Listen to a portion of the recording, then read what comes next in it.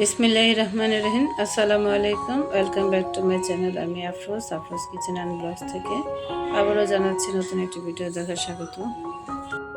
তো এখানে আমি একটা বারবিকিউ সসের বোতল নিয়েছি। তো এই ধরনের সসের বোতল কিন্তু আমাদের ঘরে থেকেই থাকে। তো আমরা চাইলে কিন্তু এভাবে এই বোতলগুলো কাজে লাগাতে পারি। ঘরে যে ইনডোর প্ল্যান্টগুলো আছে সেটা আমরা কিন্তু এই বোতলে অর্গানাইজেশন করে রেখে দিতে পারি। তো এতে কিন্তু ঘরটা অনেক বেশি সুন্দর লাগে। তো আমরা এই ধরনের ইনডোর প্ল্যান্ট এই বিভিন্ন ধরনের সসের বোতলে কিন্তু আমরা অর্গানাইজেশন করে রেখে দিতে পারি।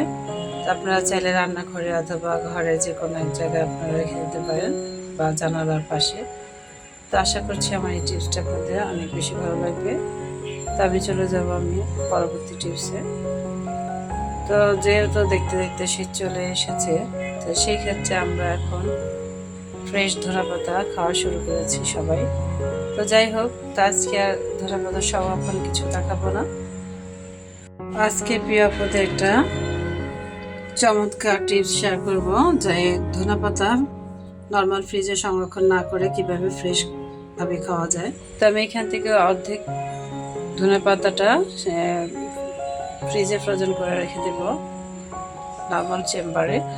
আর এই কিছু ধনেপাতা সেটা আমি এই ধরনের একটা মগ আমার বাসায় পড়ে আছে, তো সেটা আমি কাজে লাগাবো। যেহেতু এখন ধনেপাতা সিজন, তো সবসময় ধনেপাতা পাওয়া যাচ্ছে। তো সেই ক্ষেত্রে আমরা কিন্তু টাটকা বা ফ্রেশ ধনেপাতা খাওয়ার জন্য এই ধরনের টিপসটা ব্যবহার করতে পারি। তো আপনারা চাইলে যে কোনো একটা কাচের জার বা যে কোনো একটা দাঁতিল একটা বোতল অথবা এ ধরনের মগ যদি থাকে, তাহলে আপনারা কিন্তু এই ধনেপাতাটা এভাবে পানিতে ভিজিয়ে রাখলেও 2-3 দিন খুব ফ্রেশ থাকে।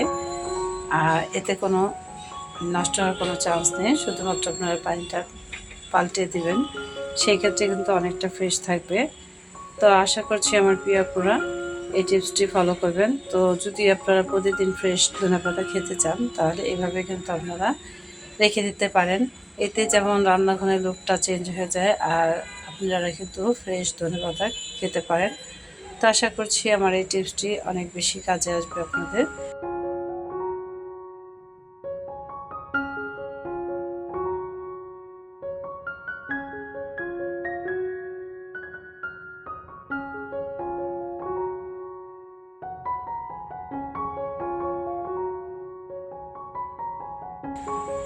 তো দেখুন কতটা সুন্দর লাগছে রান্নাঘরের লুকটা। আর এভাবে কিন্তু সাথে সাথে ফ্রেশ ধনেপাতা দিয়ে আপনারা কিন্তু রান্নার কাজে ব্যবহার করতে পারেন। তো আশা করছি এই শীতে এই দুর্দান্ত টিপসটি আপনাদের অনেক বেশি পছন্দ হবে।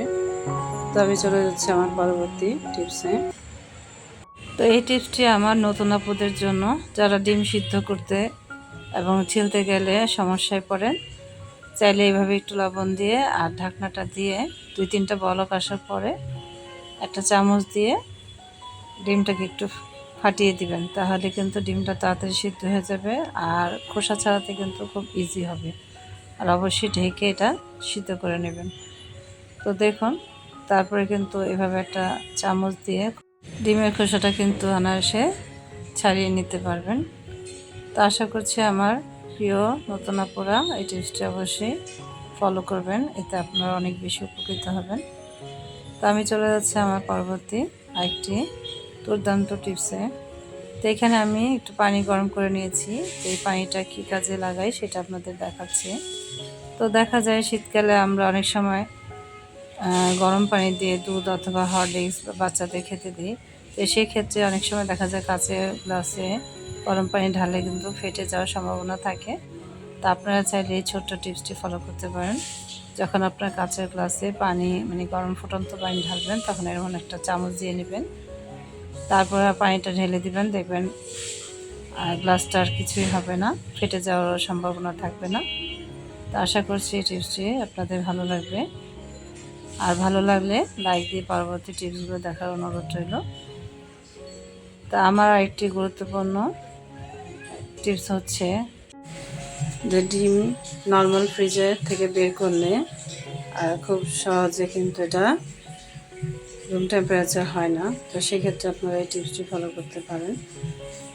আমরা যখন রান্নাবাড়া শেষ করে ফেলবো তখন চুলাটা অফ করে সেই গরম অবস্থায় চুলার উপরে যদি আমরা এই নর্মাল ফ্রিজ থেকে ডিমগুলো বের করে চুলার উপর রেখে দিই তাহলে কিন্তু ডিমটা খুবই স্বাভাবিক তাপমাত্রা চলে আসবে। আর সেই ক্ষেত্রে আমরা কিন্তু এই ডিমগুলো দিয়ে আমরা আমাদের যে বেকারি আইটেম বা ডিম ব্যবহার করতে পারবো বিভিন্ন ধরনের কাজে, রান্নার কাজে। তো আশা করছি শীতকালে এই টিপসটা আপনারা ফলো করবেন আর অনেক বেশি উপকৃত হবেন। তো দেখুন আমি কিভাবে ডিমগুলো রান্নার শেষে চুলার উপরে রেখে দিয়েছি।